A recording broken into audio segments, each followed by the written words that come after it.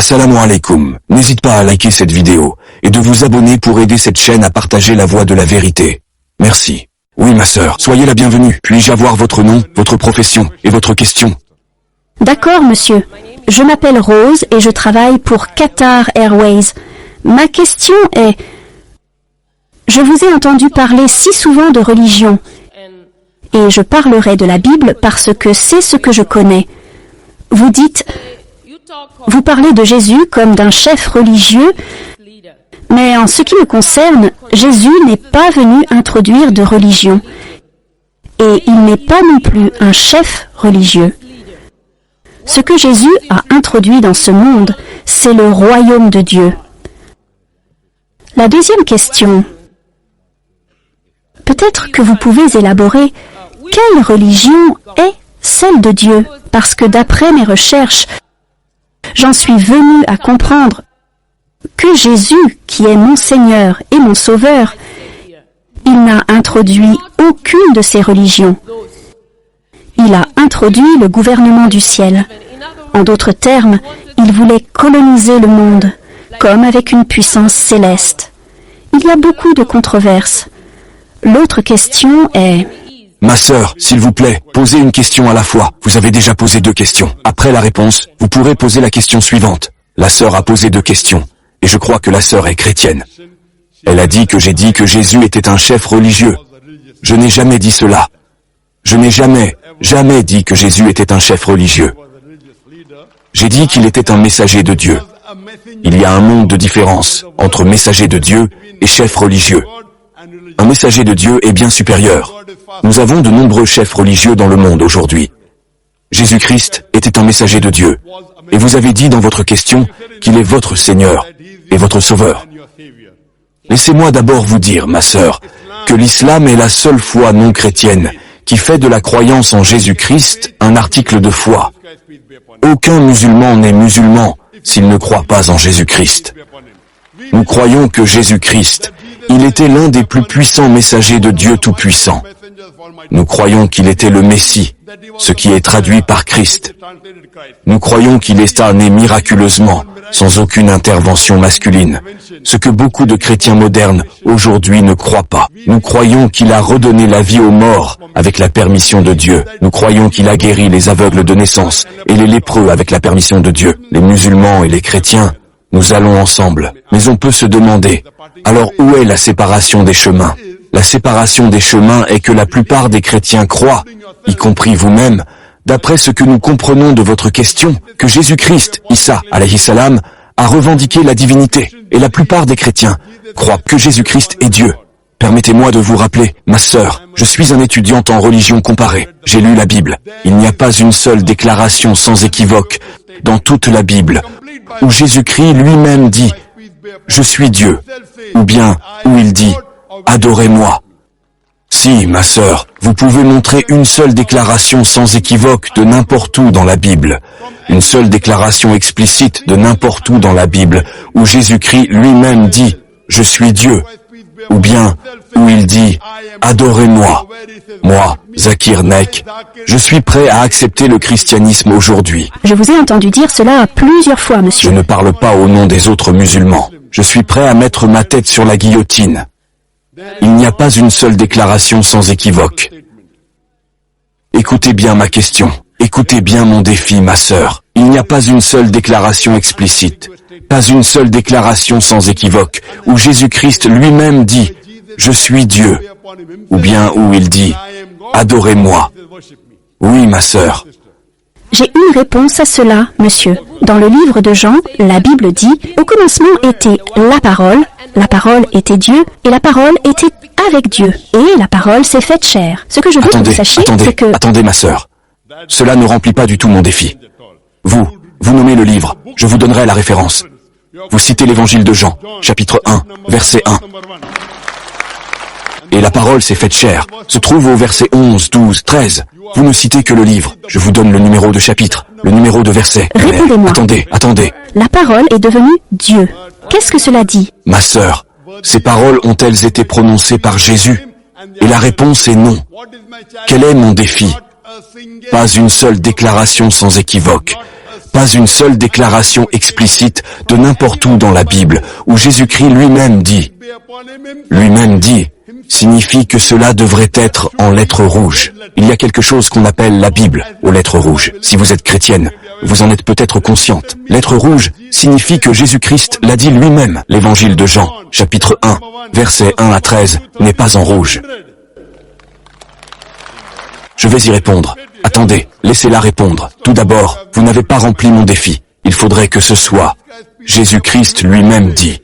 Ce ne sont pas les paroles de Jésus. C'est la parole d'un juif du nom de Philon. N'est-ce pas? C'est la parole d'un juif du nom de Philon. Et jamais, il n'a revendiqué la divinité pour cela. Pourtant, je vais vous aider. Que dit-il? Dans la Bible, quoi qu'il en soit, votre citation n'était pas correcte. Je vais vous donner la citation textuelle. L'évangile de Jean, chapitre 1, verset 1 dit, « Au commencement était la parole. La parole était avec Dieu, et la parole était Dieu. Au commencement était la parole était avec Dieu, et la parole était Dieu. » Et plus loin, il est dit, « La parole s'est faite chair. » Si vous êtes d'accord que la parole est Dieu, et si vous remplacez parole par Dieu, au commencement était la parole, devient, au commencement était Dieu, et Dieu était avec Dieu. Voulez-vous dire qu'il y avait deux dieux? Non, parce que la parole de Dieu... Laissez-moi terminer. Vous posez la question. Je vous guide à Vous ne travers. permettez pas aux gens de donner des réponses. Vous demandez, vous posez la question, je donne la réponse. Après avoir terminé la réponse, vous pourrez parler. Vous ne pouvez pas interrompre. Vous ai-je interrompu pendant que vous parliez? Ai-je interrompu? Oui ou non? Maintenant que je donne la réponse, pourquoi interrompez-vous? Laissez-moi finir la réponse. Ensuite, vous pourrez répondre. Point numéro 1. Vous n'avez pas rempli mon défi. Ce ne sont pas les paroles de Jésus. Tout votre argument tombe à l'eau. Pourtant, je réponds. Vous n'avez pas dit, vous devriez dire, désolé Dr Zakir, ce ne sont pas les paroles de Jésus. Avez-vous dit cela? Non. Vous n'êtes pas honnête. Dites-le à l'audience. Ce ne sont pas les paroles de Jésus. Ai-je raison ou non? Vous ne savez pas. Vous voyez, vous citez, et vous ne savez pas. Je suis un étudiant en religion comparée. Ces paroles n'ont pas été prononcées par Jésus. Pourtant, je réponds. Si vous dites que la parole est Dieu, et si vous remplacez parole par Dieu, cela signifie au commencement était Dieu. Dieu était avec Dieu. Y avait-il deux dieux? Et la réponse est non. Je vais vous donner une troisième réponse. Si vous lisez le manuscrit original, la première fois que le mot Dieu est utilisé, au commencement était la parole. La parole était avec Dieu. C'est Othéos. Othéos en grec et en araméen signifie le Dieu. La deuxième fois que Dieu est utilisé, c'est Onthéos. Othéos signifie le Dieu, Dieu tout-puissant. Onthéos signifie une personne pieuse. Mais malheureusement, dans la traduction, ils vous mènent en bateau. Allez voir le manuscrit original de l'évangile de Jean, chapitre 1, verset 1. La première fois que le mot Dieu est utilisé, c'est Othéos, signifiant le Dieu. La deuxième fois qu'il est utilisé, c'est Onthéos, signifiant une personne pieuse. Donc, on lit. Au commencement était la parole était avec Dieu, le Dieu. Et la parole était une personne pieuse, signifiant un messager de Dieu. Ma sœur, comprenez-vous? Non. Vous ne comprenez pas l'anglais. Dites-moi ce que j'ai dit de mal. Je cite vos érudits. Je cite votre Bible. Prenez n'importe quelle Bible. Une Bible aux lettres rouges. Ces mots ne sont pas dedans. Point numéro 1. Allez voir le grec et l'araméen. Connaissez-vous le grec, ma sœur? Connaissez-vous le grec et l'araméen? La Bible a-t-elle été révélée en anglais? La Bible a-t-elle été révélée en anglais, ma sœur? Oui, c'était le grec. Grec et araméen. Donc, le mot original est Othéos. Savez-vous ce que signifie Othéos? Rentrez chez vous et cherchez Othéos sur Google. Peut-être que je vous raconte des histoires. Monsieur. D'accord, monsieur. Attendez. Othéos signifie le Dieu. Ton théos signifie un Dieu, une personne pieuse. Cela signifie que même si je suis d'accord avec le verset interprété ainsi, il dit que Jésus-Christ était un messager de Dieu. Croyez-vous en cela? Non. Il est plus grand qu'un messager. Il n'est pas juste un messager. C'est une insulte d'appeler mon Seigneur un messager. Ma sœur, je vous ai posé une... Nous ferons quelque chose pour prouver quelque chose, monsieur. Eh bien, dites d'abord que ce que vous avez cité est faux. Convenez que c'est faux. Puis nous passerons à la question suivante. Je ne suis pas d'accord. Cela signifie que ce que vous avez dit, ce ne sont pas les paroles de Jésus. Cela signifie que vous trompez les gens. Vrai ou faux? Vous pensiez que je ne savais pas. N'est-ce pas? Non, je ne suis pas ici pour démontrer mes connaissances, monsieur. Ce n'est pas une question de connaissance. C'est une question de Bible. Vous croyez que la Bible est la parole de Dieu, n'est-ce pas? Oui. Je ne crois pas que ce soit la parole de Dieu. Même si vous croyez que la Bible est la parole de Dieu, je connais mieux la Bible que vous. N'est-ce pas? Il y a une chose de connaître la Bible. Il y a une autre chose d'avoir la révélation de la Bible, parce que, vous savez, même quand Jésus est venu, les gens qui n'ont pas compris qui il était, étaient les chefs religieux. Ils sont passés complètement à côté. Ils ne savaient pas qui il était parce qu'il était caché. Et la parole du Nouveau Testament. Montrez-moi un seul endroit dans la Bible, une déclaration explicite, une déclaration sans équivoque, où Jésus-Christ lui-même dit « Je suis Dieu », ou bien où il dit « Adorez-moi ». Je suis prêt à accepter le christianisme, défi simple. Et vous ne pouvez pas montrer un seul verset de ce gros volume de la Bible. Puis-je vous poser une question, monsieur? Pouvez-vous vous séparer de votre parole? Pardon? Pouvez-vous séparer le docteur Zakir Naik de sa parole? Pouvez-vous séparer? Pouvez-vous vous séparer de votre parole? Mais quelle différence cela fait-il que je le puisse ou non? Vous voyez, vous ne comprenez pas. Jésus est la parole de Dieu faite chair. Mais l'esprit religieux est trop limité pour les 5 sens. Jésus est la parole de Dieu, et lui-même, il est Dieu. La Bible dit qu'il lui a donné le nom qui est au-dessus de tout autre nom, qui est la parole de Chaque Dieu. messager reçoit la parole de Dieu. Moussa était la parole de Dieu. Jésus était la parole de Dieu. Ibrahim était la parole de Dieu. Le prophète Mohammed est la parole de Dieu. Alors quel est le problème? Chaque messager en son temps est la parole de Dieu. Qu'y a-t-il de si différent chez Jésus? Vous ne pouvez pas montrer une seule déclaration de votre Bible où Jésus a dit « Je suis Dieu » ou où il dit « Adorez-moi ». Et maintenant vous citez « J'ai une réponse pour ça, monsieur. Depuis le début du monde, de la Bible, jusqu'au temps de Jésus, dites-moi lequel des messagers que vous appelez était capable de chasser les démons, de guérir les malades. Pourquoi? Parce qu'au début, seul Dieu avait le pouvoir de traiter avec le diable depuis la chute de l'homme dans le jardin d'Éden. Mais ces choses étaient cachées pour le salut Ma des hommes. sœur, si une personne chasse les démons d'une autre personne, devient-elle Dieu? Aujourd'hui, il y a beaucoup de gens qui font la ruqya et qui Oui, chassent je les fais de démons. même Ils ne parce que j'ai deviennent pas été Dieu. translaté dans le royaume du Fils bien-aimé de Dieu. Aujourd'hui, eh bien, ma sœur, il y a beaucoup d'êtres humains, même au Qatar, vous en avez, qui peuvent faire la ruqya et chasser le diable d'un être humain. Cela ne fait pas d'eux Dieu. Ne fait pas d'eux Dieu. Ils ont obtenu ce pouvoir de Jésus. Je chasse moi-même les démons. Au nom de Jésus. Oh, alors vous devenez Dieu aussi maintenant. Non, j'ai été translaté à cause de ma foi en Jésus.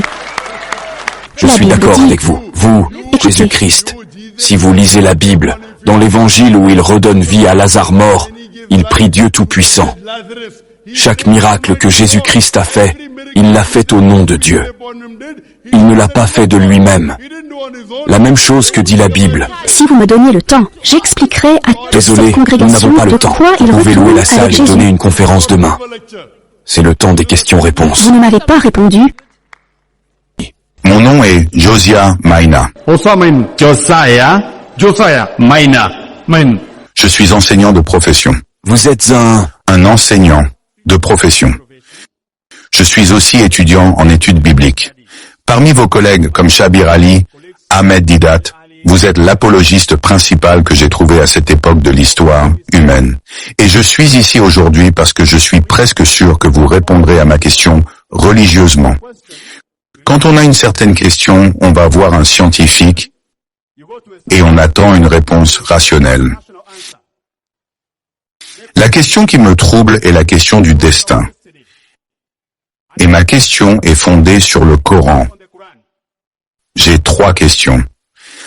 Ma première question vient de la sourate 46, verset 9.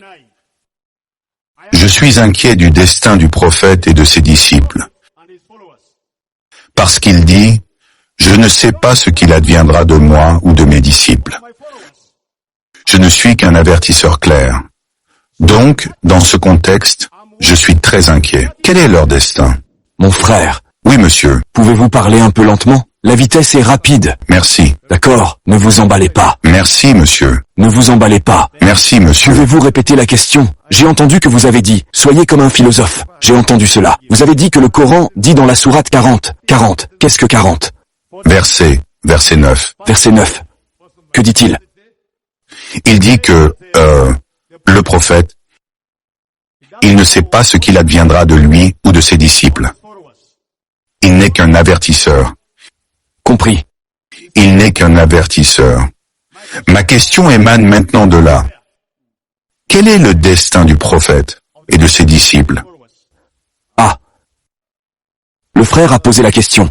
Il cite la sourate Al-Ahqaf, chapitre 46, verset 9. Je vérifie juste si cette traduction est correcte ou non. Parfois, les gens traduisent de mal. Sourate 46, verset 9. Sourate 46, verset 9. Il est dit,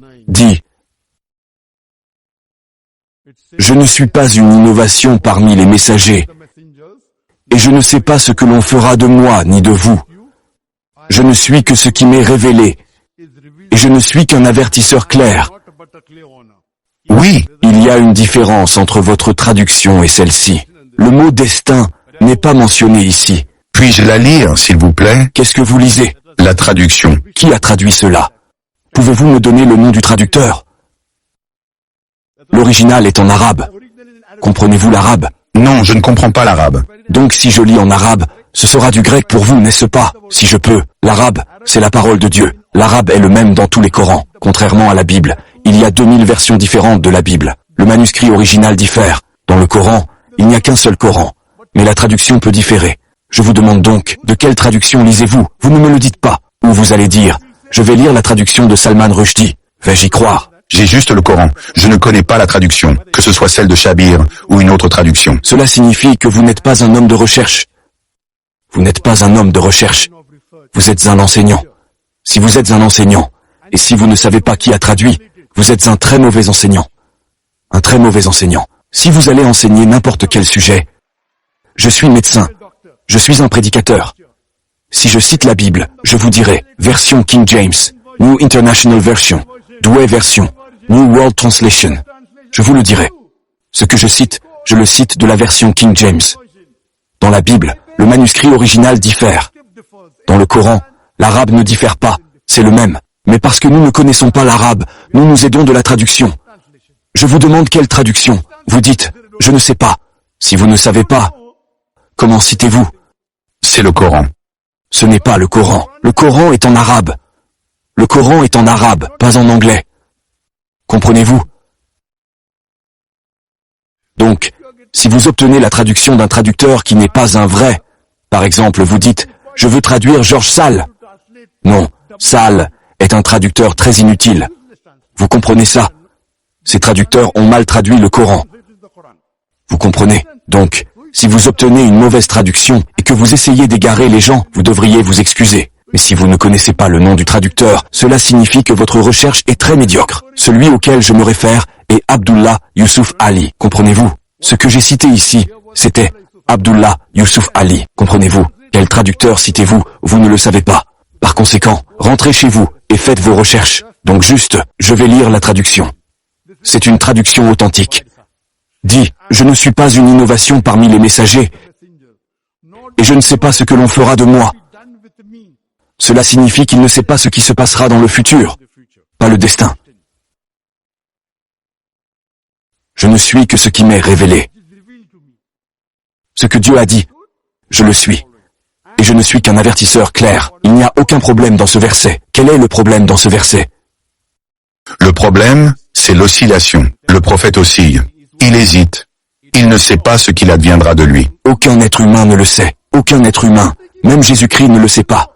Il est mentionné dans l'Évangile, dans la Bible. Pour ce qui est du jour ou de l'heure, personne ne le sait. Ni les anges dans le ciel, ni le Fils, mais le Père seul. Cela signifie-t-il que Jésus-Christ est un trompeur? Non. Jésus-Christ dit, je ne sais pas. Qu'allez-vous faire? Qu'allez-vous faire? Stop, boum, voyez? Jésus-Christ dit dans la Bible, je ne sais pas. Un être humain ne peut pas tout savoir. Certaines choses, il les sait, d'autres non. Cela signifie que Jésus-Christ était un être humain. Le prophète Muhammad, sallallahu alayhi wa sallam, était un être humain. Tous deux n'étaient pas Dieu. Dieu ne peut pas dire, je ne sais pas. C'est donc le prophète Muhammad, sallallahu alayhi wa sallam, qui parle, n'est-ce pas? Aucun être humain ne peut dire, non, je sais tout. Il est un imbécile.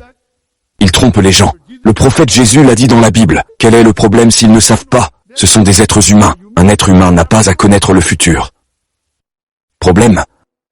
Pouvez-vous me dire un être humain qui sait tout? Non. Cela signifie que vous n'êtes pas scientifique, vous n'êtes pas logique, vous ne connaissez pas la Bible, vous ne connaissez pas le Coran. Qu'allez-vous faire maintenant? N'est-il pas un prophète? Pardon? N'est-il pas un prophète? Qui n'est pas un prophète? Les prophètes ne savent pas tout. Les prophètes, il est clairement mentionné ici. Je ne suis que ce qui m'est révélé.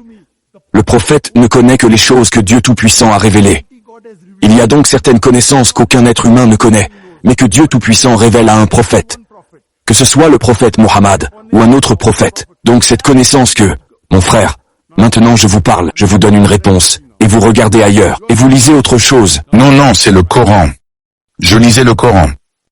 Et si vous me regardiez, je donne la réponse. Vous ne pouvez pas faire deux choses en même temps. Pas de problème. Donc Dieu Tout-Puissant, les messagers sont des personnes choisies par Dieu Tout-Puissant. Choisis signifie qu'ils sont exceptionnels. Ce sont des êtres humains. Ils ont des qualités humaines, mais ils sont exceptionnels. Dieu Tout-Puissant leur parle. Si Dieu Tout-Puissant donne une connaissance à un messager, il l'a. Il n'a pas toute la connaissance. Toute la connaissance, seul Dieu l'a. Aucun être humain au monde n'a toute la connaissance. Pas même Jésus-Christ, pas même Muhammad, sallallahu alayhi wa sallam. Ce que Dieu leur révèle, ils le savent. C'est ce qui est dit ici, ce qui m'est révélé, je vous le dis. Mais, s'ils savent de quelque chose une fois que Dieu leur a parlé directement, ils sont appelés messagers. Ils sont au-dessus des êtres humains normaux. Ce sont des êtres humains, mais ils sont meilleurs parce que Dieu leur révèle directement. Dieu ne vous révèle pas directement, à vous et à moi, comprenez-vous? Les messagers sont donc des personnes choisies parmi les êtres humains, comme Jésus, comme Moïse, comme le prophète Muhammad, sallallahu alayhi wa sallam. Dieu leur parle. Dieu leur donne un message pour guider l'humanité. Mais cela ne signifie pas qu'ils savent tout. C'est donc une idée fausse. J'espère que c'est clarifié maintenant. Tous les messagers de Dieu, ils n'ont pas la connaissance de l'invisible. Ils n'ont pas toute la connaissance du futur. Ce que Dieu leur dit, Dieu peut leur dire quelque chose, comme penser, d'accord. Maintenant, dans quelques années, Rome gagnera, ou Rome sera vaincue, d'accord. Dieu le lui a dit. Il a donc la connaissance, mais pas de tout. J'espère que cela répond à la question. Vous avez répondu à la question, monsieur. La deuxième question. D'accord. Il y a 3 questions, monsieur. Je vous la donnerai, pas de problème. Je vous aime. Oh, merci. La règle normale est une question à la fois. Mais parce que je vous aime, je vous donnerai une deuxième question. Pas de problème. Merci, monsieur. Père, permettez-moi de citer aussi, mais je ne suis pas un expert pour citer le Coran. Je vous ai entendu de nombreuses fois lorsque vous essayez d'obtenir la réponse des chrétiens concernant la divinité de Jésus-Christ. Vous avez toujours dit que vous jurez même que si un chrétien vous donne une déclaration unique, sans équivoque et explicite, vous avez dit que vous deviendriez chrétien. Permettez-moi aussi d'utiliser le même critère, le mot exact critère, que vous demandez normalement aux chrétiens. Docteur Zakir Naik, s'il vous plaît, montrez-moi dans le Coran ces mots exacts où Jésus a dit « Je suis un prophète. Je ne suis qu'un prophète. Ne m'adorez pas. » Une déclaration sans équivoque du Coran, sans équivoque et explicite, sans équivoque et explicite. C'est mentionné dans le Coran, dans la sourate Al-Imran, chapitre 3, verset 49. Jésus a été envoyé comme messager aux enfants d'Israël. C'est mentionné dans la sourate As-Saf, chapitre 61, verset 6. Que j'ai été envoyé comme messager aux enfants d'Israël. Première partie terminée. Deuxième partie. Dire, ne m'adorez pas, d'accord, c'est aussi là. C'est mentionné dans la sourate Al-Maïda, chapitre 5, verset 72.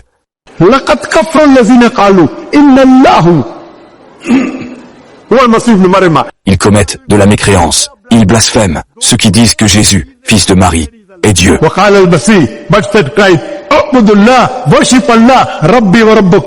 Mon Seigneur est votre Seigneur. Quiconque associe des partenaires à Allah, Allah lui rendra le paradis interdit. Et le feu sera sa demeure, et il n'aura aucun secours dans l'au-delà. Je remplis votre défi, mais laissez-moi vous dire, mon frère, si quelqu'un dit « Je suis un prophète », Il n'a pas besoin de dire « ne m'adorez pas ». Si je dis « je suis un homme », je n'ai pas besoin de dire « ne m'adorez pas ». La qualité de l'homme n'est pas celle de Dieu. Un prophète n'est pas Dieu, donc c'est idiot de dire « je suis un prophète, ne m'adorez pas, j'ai rempli votre exigence parce que je vous aime ». Mais votre défi est illogique. Votre défi, si vous dites « montrez-moi n'importe où qu'il dit qu'il est un prophète », terminé. Vous comprenez ça? Alors je n'ai pas à dire « ne m'adorez pas », mais je vous ai montré les deux parce que je vous aime. D'accord, je vous aime. Oh, la dernière question, monsieur. Permettez-moi de poser cette question, fondée sur cette prémisse du Coran. Mais en lisant le Coran, j'ai dit, et je m'excuse, je ne suis pas un expert. Je ne prétends pas à l'expertise. Il y a 4 questions. 4. Non, non, non. Je dis dans cette question, Jésus, quelque part, je peux dire qu'il a prétendu être Dieu. Il a prétendu être Dieu. Il y a des titres qui ne sont utilisés que par Dieu. Ils sont utilisés par Dieu exclusivement. Désolé mon frère, je ne vous entends pas clairement. Pouvez-vous répéter la question? Jésus a prétendu être Dieu dans le Coran. Ah non, non, j'ai dit que je construis mon argumentation. Pardon? Et que je pose une question, monsieur. Construire une argumentation. Je construis l'argumentation. Quelle est l'argumentation? Oui. Ensuite, je pose une question. Vous êtes le professeur, monsieur. Pas professeur. Vous savez que je dois construire une argumentation. Je suis un étudiant. Non, vous ne l'êtes pas. Permettez-moi, s'il vous plaît, pour le Coran, qui est notre juge? Par exemple, la première question, qui est notre juge? Le Coran dit, Coran chapitre 22, verset 6 dit cela. Verset 56, 57. Si je cite mal, s'il vous plaît, faites-le moi savoir. Il dit qu'il est notre juge. Et ensuite, dans nos enseignements chrétiens, Jésus prétend qu'il est le juge. Dans Matthieu chapitre 25, versets 30 à 31. Le deuxième, un autre nom qu'Allah utilise est la vérité. Qui est la vérité? Coran, chapitre 22, verset 6 dit, Allah est la vérité. Jésus aussi fait la même affirmation dans Jean chapitre 14, verset 6, qu'il est la vérité. Le troisième. Le Coran dit ou que personne ne peut partager la gloire avec Dieu. Dieu ne partage sa gloire avec personne. Coran 57, Coran chapitre 57, verset 1. Il est dit que Dieu ne partage sa gloire avec personne. Dieu ne partage sa gloire avec personne. C'est écrit dans le Coran chapitre 57, verset 1. Il dit, les cieux et la terre déclarent la gloire de Dieu. Quand vous regardez dans le livre d'Ésaïe, chapitre 42, verset 8, Yahvé dit qu'il ne partage sa gloire avec personne. Mais Jésus vient dans Jean, chapitre 17, verset 5. Il dit qu'il partage la gloire avec le Père. La quatrième dit, qui ressuscite les morts? Coran, chapitre 22, verset 7. Allah est celui qui le fait. Et ensuite, Jésus prétend, le fait aussi, ressuscite les morts. Le livre de Jean, chapitre 5, versets 25 à 29. Maintenant la question est, un simple prophète peut-il prétendre cela? Le frère a posé la question. La quatrième est l'affirmation du Coran et donnant la réponse de la Bible. Si vous citez le Coran et donnez la réponse du Coran, cela a du poids. Parce que je crois, et les musulmans croient, que le Coran est la parole de Dieu. Je ne crois pas que la Bible soit la parole de Dieu. Bible vient du mot racine biblos. La Bible, selon moi, je suis un étudiant de la Bible, la Bible contient des paroles de Dieu Tout-Puissant, contient des paroles des prophètes, contient des paroles d'historiens, et contient aussi de la pornographie. Pornographie. Par exemple, si vous me dites de lire Ézéchiel chapitre 23 en public, et même si vous me donnez $1 million, si vous dites au docteur Zakir, lisez la Bible, chapitre 23, je vous donnerai $1 million. Pas des shillings, hein, 1 million de shillings, $1 million. C'est égal à 129 millions de shillings kenyan. Si vous me donnez ça, je ne le lirai pas. D'autres peut-être. Vous le liriez peut-être. Moi je ne peux pas. Parce que c'est de la pornographie. Si je lis dans cette grande congrégation de la pornographie, je serai un pécheur. Je ne voudrais pas prendre le $1 million et être un pécheur. La Bible